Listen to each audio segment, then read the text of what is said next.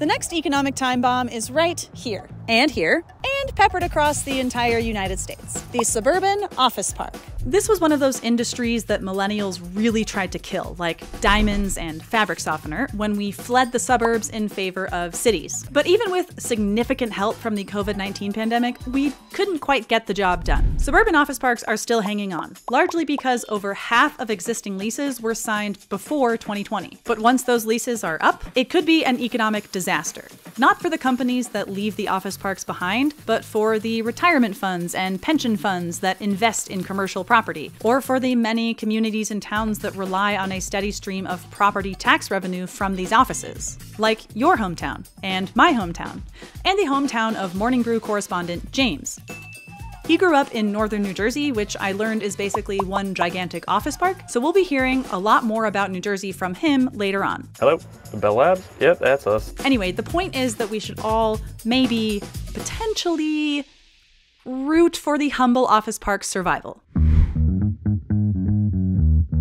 First question.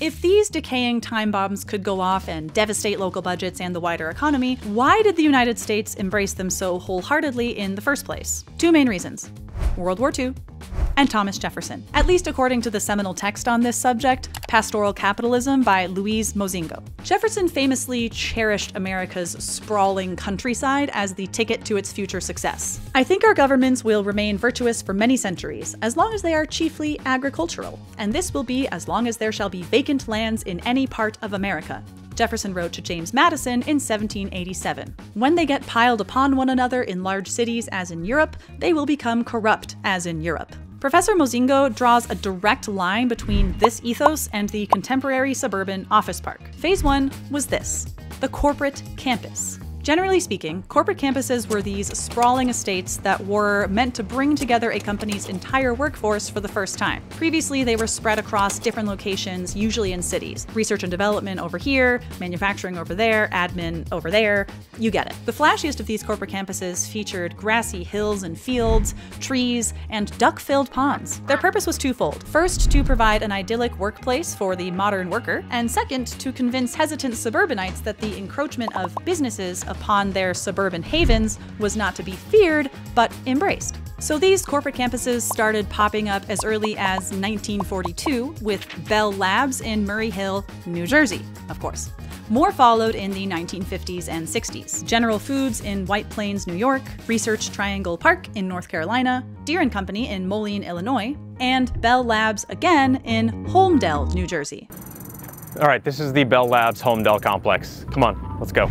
This building was a research and development center for the Bell Laboratories division of AT&T for 40 plus years. So the campus is just about 2 million square feet, and the entire campus sits on just about 472 acres of land. So the building has of course been modernized, but there are plenty of elements of the original architecture, the main one being this large atrium here. Of course, the sunken lobby reception area, the glass elevators at each end of the atrium. You might recognize it more from the TV show Severance because this is where they shot it.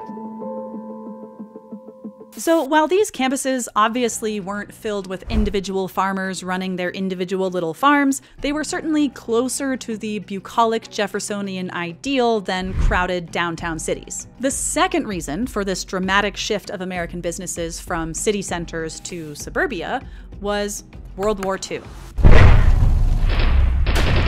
This is a familiar story for lots of vestigial aspects of American culture.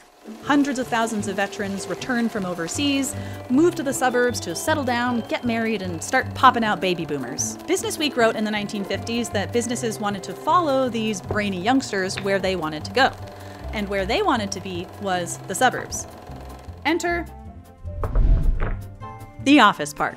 These were the smaller, less flashy, less manicured, and notably less expensive versions of the sprawling corporate estates. They were meant to appeal to smaller businesses that couldn't afford an entire sprawling palatial estate, but maybe wanted like a view of a grassy field, and they fit nicely amongst the rest of suburbia. So these started popping up all over in the latter half of the 20th century, but they really found their footing with the next beat of this story. Say it with me, the 1980s.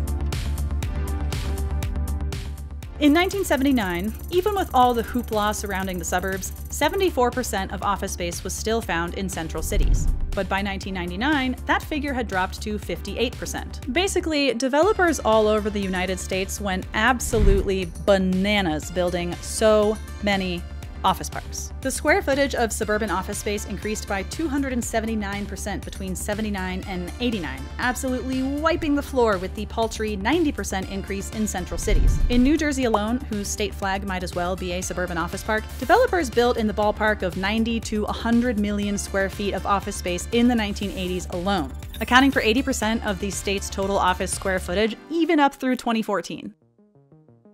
To explain this construction bonanza in the 1980s, I consulted some economic smarty-pantses who wrote about it in the late 1990s. The world's major economies were in the longest upturn of the post-1945 era, following the severe recession of the early 1980s. Substantial growth in the service sectors, credit was easy to come by, and widespread optimism that governments had finally cracked the mystery of sustained growth by allowing free rein to markets. And secondly, in the US specifically, there was the Economic Recovery Act of 1981. This measure's aim was to decrease marginal tax rates by liberalizing the depreciation of deductions and changing the capital gains rules for real estate. Translation?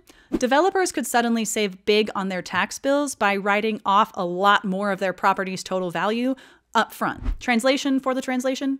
Kind of a tax shelter of sorts. And why the suburbs specifically? Well, more room to build, first of all. And secondly, the brainy youngsters of the 1980s still largely preferred the suburbs over cities, which were seen as these sort of grimy, crime-ridden relics of the past.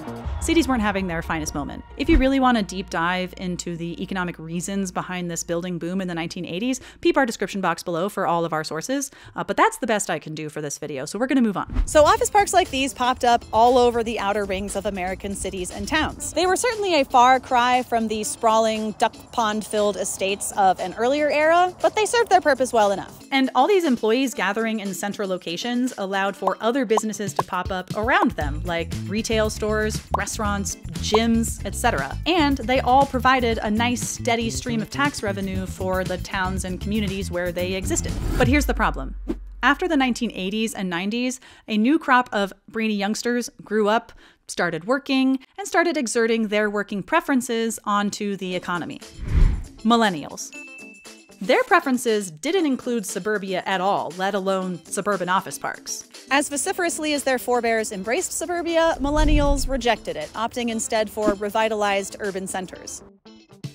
By 2005, national office vacancy rates in downtowns were 14.9% and 16.7% in the suburbs. By 2010, following a brutal recession that decimated suburban businesses in particular, that number was still 14.9% for downtowns, but had jumped to 19% for suburbs. Take Los Angeles. From just January 2009 to the end of September 2010, office space in suburban LA and Orange County dropped by more than 5% of inventory. Downtown LA only lost 1.8% in the same time period. Same story in New York.